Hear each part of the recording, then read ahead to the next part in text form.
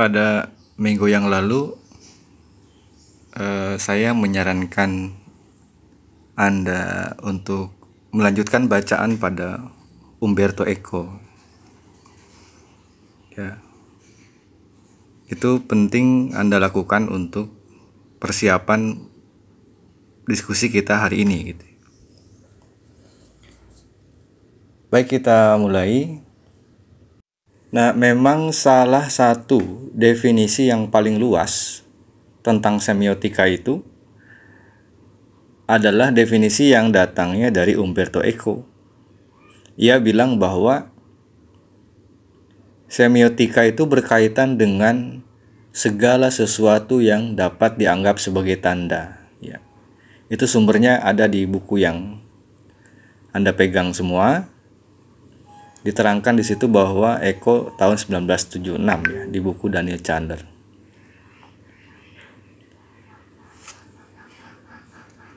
Nah, semiotika itu melibatkan studi yang tidak hanya tentang apa yang kita sebut sebagai tanda dalam percakapan sehari-hari, tetapi tentang apapun yang mewakili sesuatu yang lain. Dalam pengertian semiotik, ya, tanda berupa kata-kata, gambar, suara, gerak tubuh, dan objek gitu. Itu semua termasuk dalam pengertian semiotik tadi. Nah, semiotika kontemporer itu mempelajari tanda-tanda tidak dalam isolasi, tapi sebagai bagian dari sistem tanda semiotik. Maka dari itu kita mengenal istilah genre ya, atau media. Itu menandakan bahwa tanda ada di dalam sistem gitu.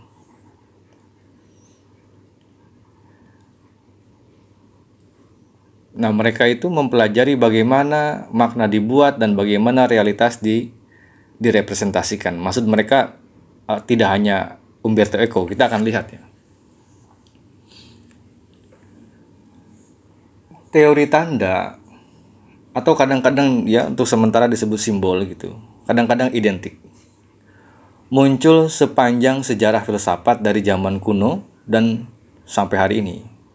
Itu dijelaskan oleh Todorov tahun 1982, yang menurutnya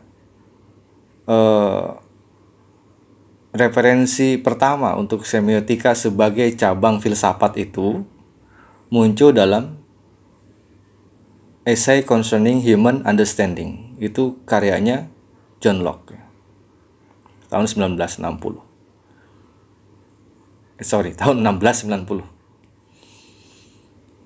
Namun dua tradisi utama dalam semiotika kontemporer masing-masing berasal dari ahli bahasa Swiss Ferdinand de Saussure. Ini akrab sekali dengan Anda semua karena Anda belajar linguistik ya.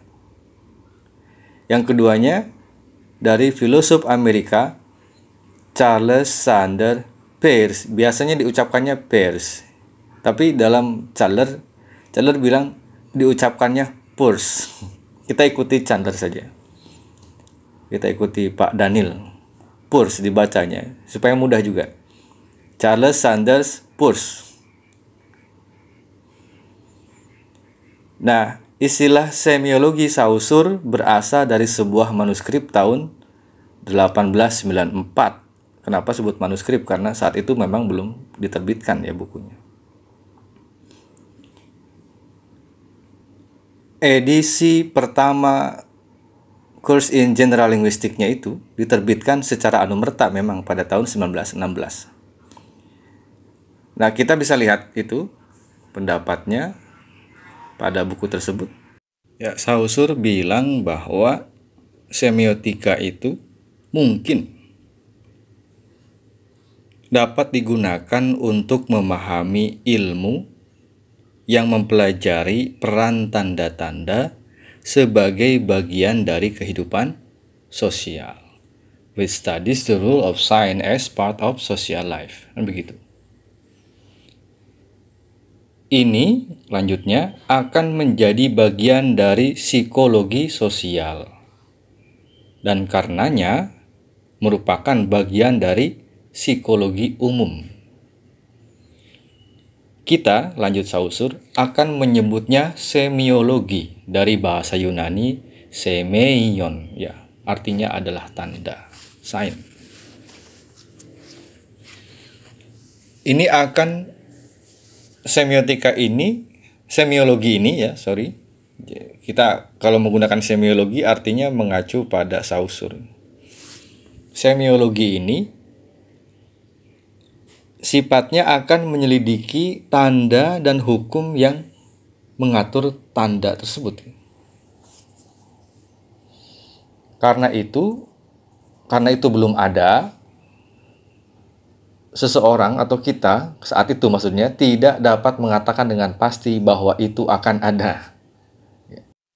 Kemudian Saussure melanjutkan bahwa linguistik hanyalah salah satu cabang dari ilmu umum tersebut. Linguistics is only one branch of this general science. Lanjutnya lagi, hukum-hukum yang akan ditemukan oleh semiologi akan menjadi hukum-hukum yang berlaku dalam linguistik. Dan dengan demikian linguistik akan ditempatkan pada tempat yang jelas dalam bidang pengetahuan manusia.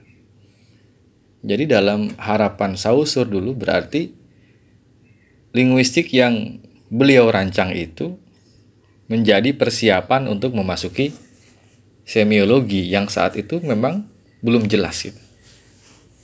Gitu ya. Karena itu kalau memakai cara berpikir Saussure, artinya Anda yang punya landasan linguistik jauh akan lebih mudah memahami semiologi itu. Ya. Karena memang linguistik dipersiapkan Saussure untuk menuju ke arah semiologi. Ya sayang sekali Saussure keburu meninggal sehingga linguistiknya Saussure berhenti sebagai linguistik, tidak menjadi semiologi. Namun harapannya itu tentu saja dilanjutkan oleh beberapa tokoh lain sampai kita sekarang gitu ya. Nah, bagi Saussure sebagai ahli bahasa dalam hal ini, semiologi adalah ilmu yang mempelajari peran tanda sebagai bagian dari kehidupan sosial, begitu ya tadi kalimat pertamanya. Kita lihat bandingkan dengan pandangan filosof Charles Sanders Peirce di bidang studi yang disebutnya semiotik ya. Kita menyebut semiotik itu berdasarkan dari Charles Sanders Peirce. Jadi ini bedanya, ada istilah semiologi berarti mengacu pada Saussure, sedangkan semiotik mengacu pada Charles Sanders Peirce. Ya, Anda harus bisa bedakan itu. Semiotik bagi Peirce itu adalah sesuatu atau sifatnya formal, dalam arti ia merupakan doktrin tanda yang terkait erat dengan logika, begitu ya. Jadi ini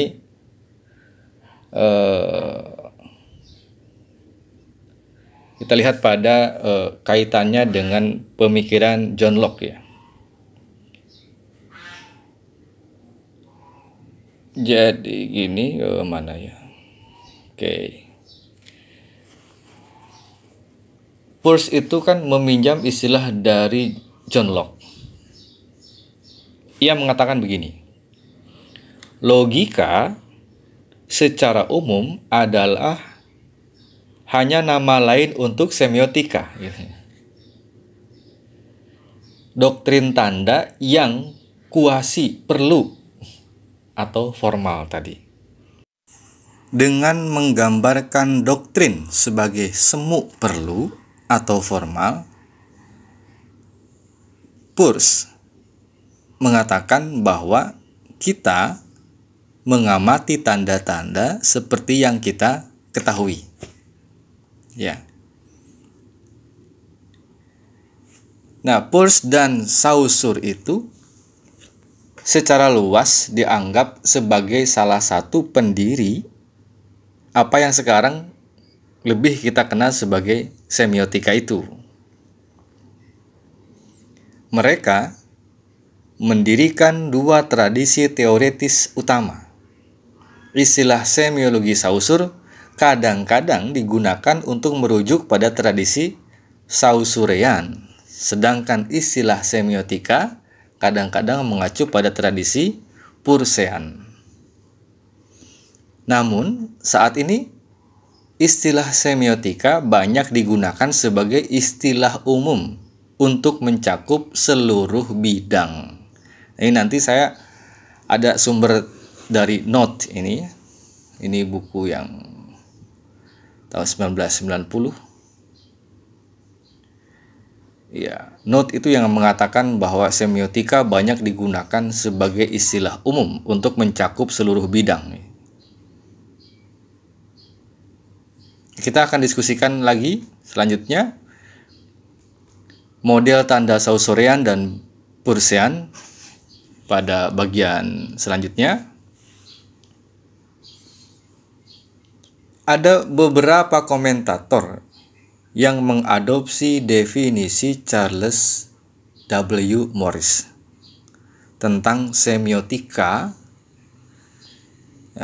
Ini sebagai varian reduktif dari definisi Saussure sebagai ilmu tentang tanda. Sampai saat ini, semiotika tidak melibatkan asumsi teoretis, model, atau metodologi empiris yang disepakati secara luas, tidak ya. Maka istilah sains untuk semiotika, sebagaimana disampaikan oleh Daniel sendiri, itu adalah istilah yang menyesatkan, kan begitu ya. Semiotika dengan demikian cenderung sebagian besarnya bersifat teoretis ya.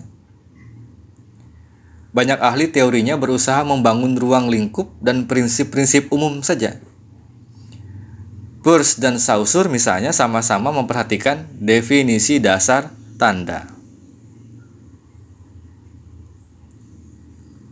Peirce mengembangkan taksonomi logis dari jenis tanda. Banyak ahli semiotika berikutnya berusaha untuk mengidentifikasi dan mengkategorikan kode-kode atau konvensi-konvensi yang sesuai dengan tanda-tanda yang diorganisasikannya. Jelas di sini ada kebutuhan untuk membangun landasan teoretis yang kuat untuk subjek yang saat ini dicirikan oleh sejumlah asumsi teoretis yang bersaing ya. Nah, secara metodologi teori Saussure itu merupakan titik awal untuk mengembangkan berbagai metodologi strukturalis untuk menganalisis teks dan praktik sosial ya. Orang-orang sastra nih yang senang sastra pasti mengenal Roman Jakobson. Semiotika berurusan dengan prinsip-prinsip umum, begitu kata Roman Jakobson, yang mendasari struktur semua tanda apapun dan dengan karakter penggunaannya dalam pesan. Saya ulangi ya. Jadi semiotika itu menurut Roman Jakobson berurusan dengan prinsip-prinsip umum yang mendasari struktur semua tanda apapun dan dengan karakter penggunaannya dalam pesan, serta kekhususan dari berbagai sistem tanda dan pesan yang beragam dengan menggunakan jenis tanda yang berbeda itu.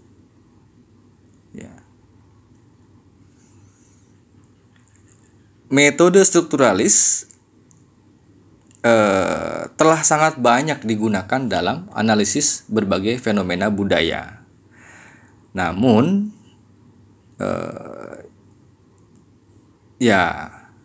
hasil-hasil kajian itu tidak diterima secara universal. Ahli teori berorientasi sosial telah mengkritik fokus eksklusif mereka pada struktur ya. Dan tidak ada metodologi alternatif yang diadopsi secara luas. semiotika tidak secara luas dilembagakan sebagai disiplin akademis begitu. Walaupun memiliki asosiasi, konferensi dan jurnal sendiri dan ada sebagai departemen di berbagai universitas. Tapi ia belum dilembagakan sebagai disiplin akademis. Itu paling tidak dalam penjelasan dan pengalamannya Daniel ya di Inggris. Jadi ini adalah bidang studi yang melibatkan banyak sikap teoretis dan alat metodologis yang masing-masing berbeda-beda. Itu sebabnya di kuliah keberapa saya bilang bahwa tidak dapat dipastikan kuliah semiotika itu akan sama di kampus manapun gitu. Belum lagi ada semiotisian ya, ahli semiotik yang dinilai gadungan gitu. Yakni mereka yang terlibat dalam semiotika, termasuk ada ahli bahasa, ada filosof, psikolog, sosiolog, antropolog, teoretisi sastra, ahli estetika, ahli media, psikoanalis, bahkan pendidik itu semua ikut campur ngomong semiotika. Tapi mereka juga tidak punya landasan yang kuat sehingga bisa disebut oleh Daniel itu sebagai semiotisian gadungan begitu. Mudah-mudahan saya tidak termasuk ya. Baik, kita lanjutkan.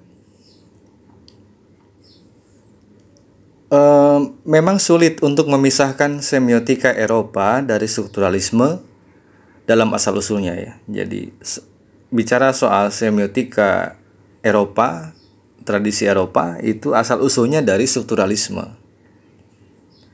Strukturalisme linguistik terutama jelas berasal dari Saussure, kemudian Zumslev ya, dan juga Roman Jakobson sendiri.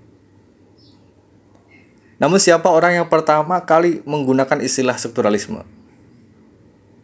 Ya, sudah baca bukunya pasti tahu, bisa menjawab. Di dunia ini mengenal istilah strukturalisme pertama kali dari Roman Jakobson. Jakobson lah yang mengatakan pada tahun 1929. Nah, strukturalisme adalah metode analitis yang melibatkan penerapan model linguistik untuk fenomena sosial yang lebih luas.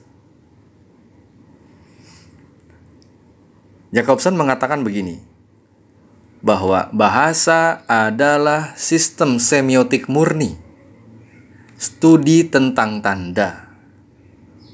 Ya.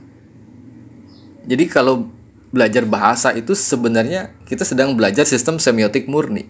Kita sedang studi tentang tanda. Bagaimanapun kita sedang studi tentang tanda. Karena itu, belajar bahasa, kata Jakobson, harus pandai mempertimbangkan struktur semiotik yang diterapkan terhadapnya.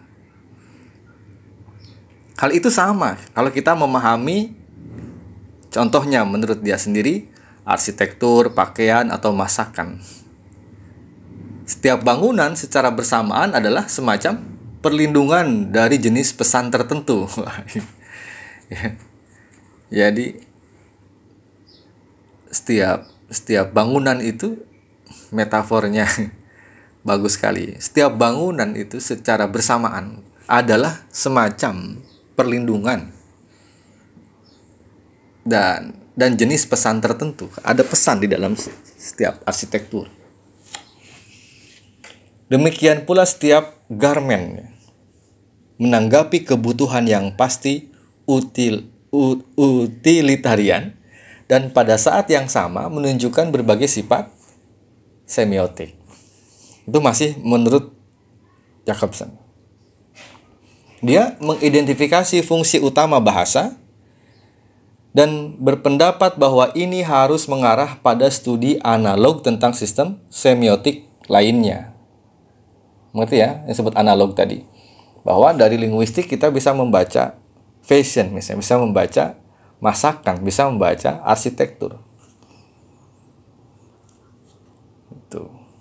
Strukturalis, yakni orang yang bekerja, berpikir dengan strukturalisme tadi, mencari struktur dalam yang mendasari fitur permukaan sistem tanda, gitu ya. Misalnya, Levi Strauss dalam apa? Dalam mitos. Kemudian dalam apa lagi? Kalau kita bicara Levi Strauss, maka dia akan bicara mitos, kemudian aturan kekerabatan, kemudian totemisme. Kalau Lacan, Jacques Lacan, dia akan bicara di alam bawah sadar. Sedangkan Roland Barthes dan Greimas dalam tata bahasa narasi, tentu ya. Nah, kita bisa melihat misalnya pandangan Julia Kristeva. Ia mengatakan bahwa apa yang telah ditemukan oleh semiotika adalah bahwa hukum yang mengatur atau, jika diinginkan, kendala utama yang memengaruhi praktik sosial apapun terletak pada kenyataan bahwa hal itu menandakan, yaitu bahwa ia diartikulasikan sebagai bahasa. Jadi Kristeva pun menjadikan bahasa sebagai analog gitu. Kita kembali ke Saussure lagi. Ia bilang bahwa tidak ada yang lebih tepat daripada studi bahasa untuk memunculkan sifat masalah semiologis. Masih di sumber yang sama tentu, Saussure tidak menulis yang lain. Untuk linguistik ya. Nah, semiotika itu banyak mengambil konsep linguistik.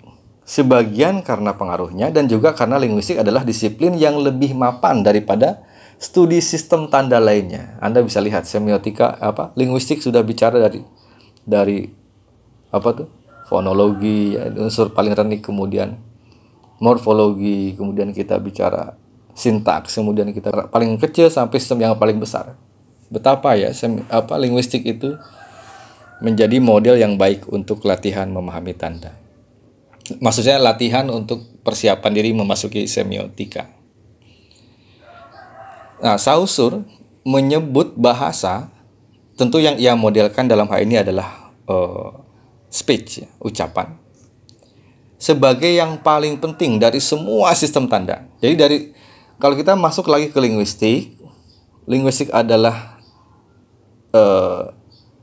disiplin yang sudah mapan, tetapi di dalam linguistik sendiri kalau kita memasuki Saussure ada yang paling penting lagi, yakni ucapan. Ya. Ucapan itu atau speech itu atau tuturan gitu, itu adalah yang paling penting dari semua hal. Ya. Sayang sekali menurut saya banyak mahasiswa bahasa Indonesia khususnya yang tidak terlalu berminat meneliti sistem tuturan ini gitu. Padahal Saussure memberikan isyarat bahwa itu yang paling dasar dari linguistik. Nah, banyak ahli teori lain menganggap bahasa sebagai hal yang mendasar ya. Jadi tidak hanya Saussure. Jacobson menegaskan bahwa bahasa adalah, kembali ke Jacobson, bahasa adalah pusat dan paling penting di antara semua sistem semiotik manusia. Ada lagi tokoh misalnya Emile Benveniste. Ya, ia mengamati bahwa bahasa adalah sistem penafsiran dari semua sistem lain, baik itu linguistik dan non-linguistik, baik itu linguistik maupun non-linguistik. Sementara Levi Strauss sendiri mencatat bahwa bahasa adalah sistem semiotik par excellence. Ia tidak bisa tidak menandakan begitu, bahwa bahasa itu tidak bisa tidak menandakan kalau menurut Saussure. Dan hanya ada melalui penandaan. Bahasa hampir selalu dianggap sebagai sistem komunikasi yang paling kuat begitu. Bukan karena kita orang linguistik ya. Saya sendiri bukan orang linguistik lah gitu. Tapi kita mesti belajar linguistik dengan baik untuk memahami konsep tersebut.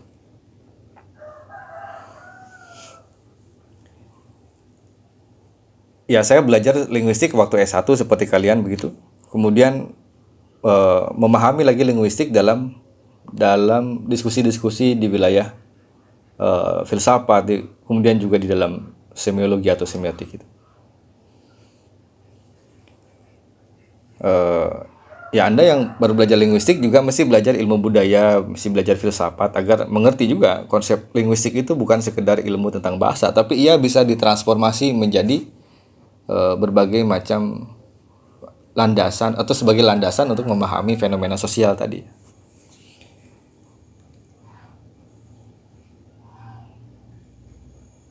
Oke. Ada yang menarik misalnya di dalam salah satu fitur desain bahasa itu, bahwa bahasa itu memiliki artikulasi ganda atau dualitas pola, begitu ya.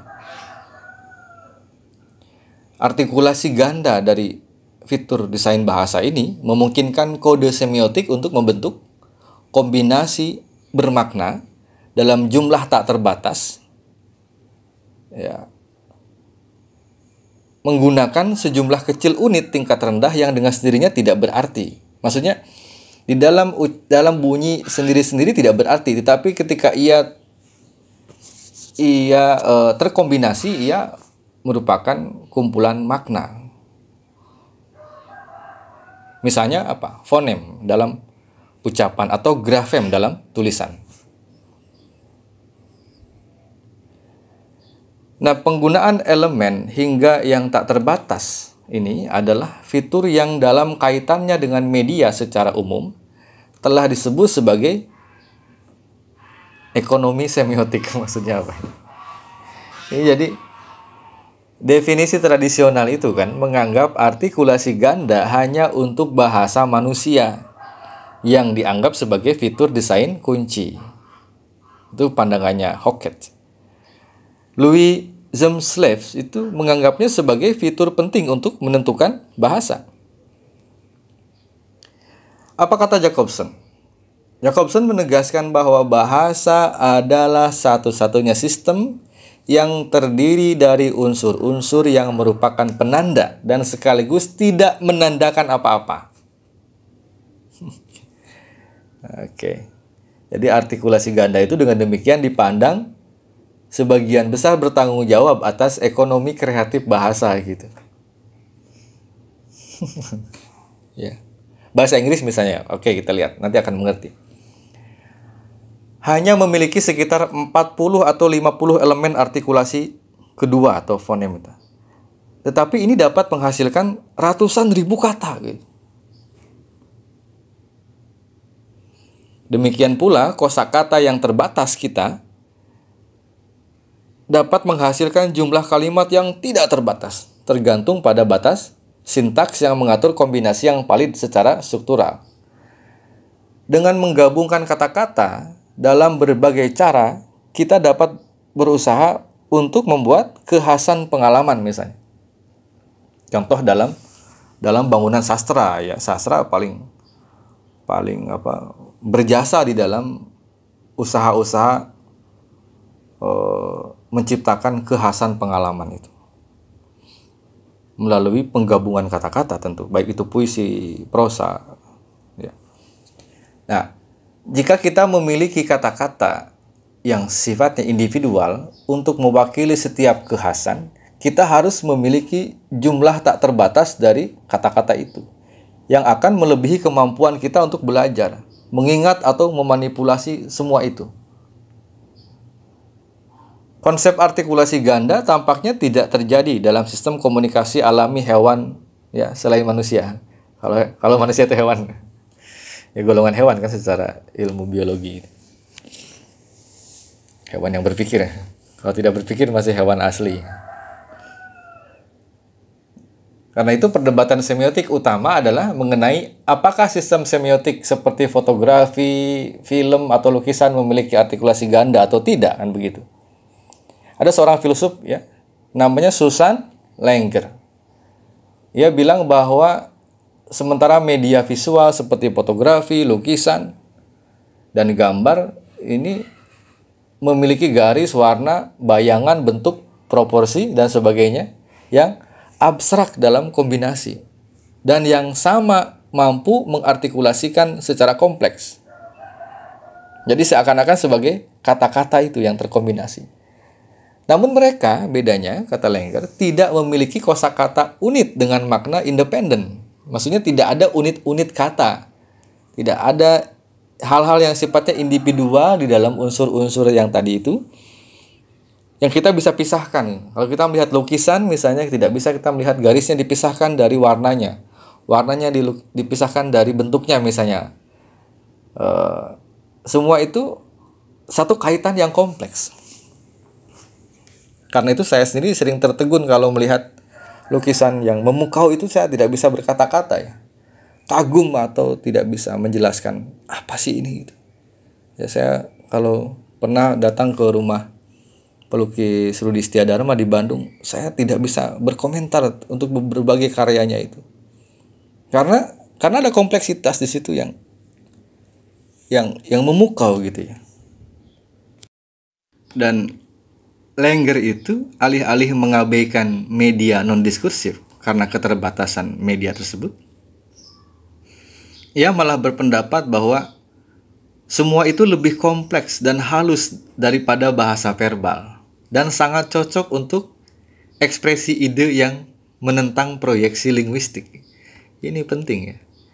Jadi ternyata tantangan terbesar untuk linguistik itu adalah dunia seni. Langer mengatakan lukisan itu lebih kompleks, lebih halus daripada bahasa verbal kita ini. Dia sampai berpendapat bahwa kita tidak boleh memaksakan model linguistik pada media lain, karena hukum yang mengatur artikulasi masing-masing sama sekali berbeda dari hukum sintaksis yang mengatur bahasa. Terserah Anda mau setuju mau tidak itu. Tapi kalau saya termasuk yang di pihak Langer ini ya. Dengan demikian apa? Ada lapangan luas untuk linguistik lainnya lagi begitu. Bahwa kita harus bisa menciptakan metodologi atau teori atau apa untuk bisa membaca wilayah-wilayah kompleksitas sistem yang lain. Misalnya dalam lukisan yang tadi saya contohkan.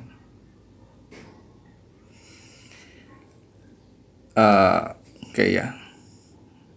Ya, saya punya pengalaman menatap lukisan itu ya. Misalnya lukisan Ugo Untoro juga begitu ya. Ada drawing siapa? Nandang Gawe, Isa Perkasa, kemudian Arman Jamparing atau Ekmup, itu juga bisa Anda pelajari, atau siapapun ya, silahkan Anda belajar. Kalau kita memperlakukan semua itu dengan istilah linguistik, saya malah pernah membuat ulasan pameran mereka dengan pendekatan linguistik ya, untuk menantang pikiran Langer lagi gitu. Jadi cara berpikir macam itu akan membawa kita untuk salah paham gitu, sebenarnya gitu. Karena seni itu menolak diterjemahkan menurut saya. Dia susah sekali ya. Hanya untuk dinikmati, dan memang juara lah lukisan, khususnya lukisan kalau menurut saya. Ya, ada juga patung-patung yang juara yang tidak bisa dijelaskan. Oke, kita kembali ke Saussure lagi, sedikit lagi. Saussure melihat linguistik sebagai cabang dari semiologi itu ya, jangan terbalik. Jadi semiologi itu memayungi gitu. Linguistik hanyalah salah satu cabang dari ilmu umum semiologi ini. Hukum yang akan ditemukan oleh semiologi akan menjadi hukum-hukum yang berlaku dalam linguistik. Harusnya begitu ya, tapi kalau Saussure membuat linguistik dulu sebagai proposal ke arah semiologi. Ini saya ulangi lagi. Ini berdasarkan pandangan Saussure ya, bukan saya. Hukum-hukum yang akan ditemukan oleh semiologi akan menjadi hukum-hukum yang berlaku dalam linguistik. Sejauh yang kami khawatirkan, masalah linguistik pertama dan terutama semiologis, jika seseorang ingin menemukan sifat sebenarnya dari sistem bahasa, pertama-tama ia harus mempertimbangkan kesamaannya dengan semua sistem lain yang sejenis. Dengan cara ini, kata Saussure,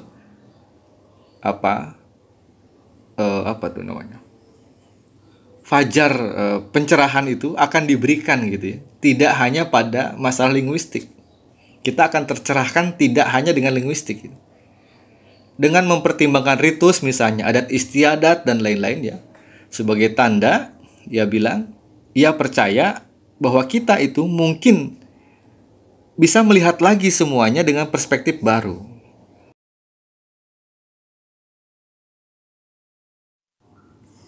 Nah, selanjutnya kita tutup diskusi kali ini dengan merefleksi beberapa yang sudah kita sampaikan tadi, yang sudah kita diskusikan, ya. Tapi sedikit kita lihat penekanan Roland Barthes yang idenya mungkin dan akan menjadi bagian dari tugas Anda semua, ya. Kata Barthes itu, mungkin kita harus membalikan formulasi Saussure dan menegaskan bahwa semiologi adalah cabang linguistik. Jadi bukan linguistik cabang semiologi, ya. Silakan nanti Anda membuat esainya berpendapat tentang pandangan Saussure dan pandangan Barthes yang berbeda. Lihat juga bahwa sebagai bahan referensi, ya, untuk mengerjakan tugas esai,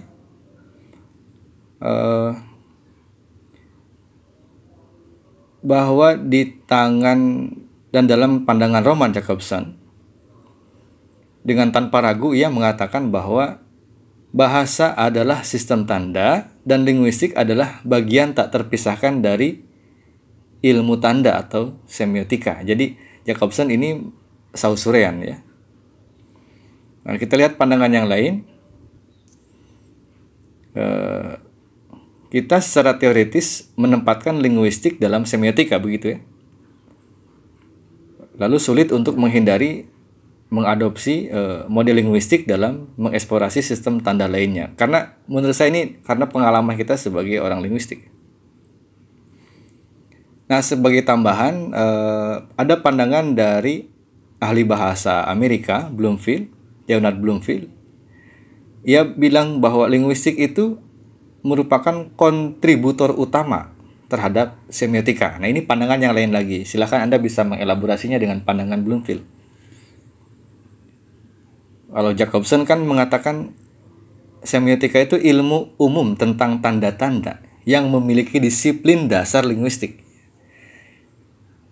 Linguistik sendiri didefinisikan Jakobson sebagai ilmu tanda-tanda verbal. Oke. Saya kira itu, ya, yang bisa Anda kerjakan sebagai tugas setelah mendengarkan ceramah ini. Anda bisa membuat esai merefleksikan bagaimana seharusnya, bagaimana semestinya. Kalau linguistik ada di bawah semiotik, itu seperti apa penjelasan Anda? Dan kalau terbalik seperti keinginan Roman Jakobson, itu gagasan dan argumen Anda seperti apa? Saya kira itu. Selamat mengerjakan tugasnya.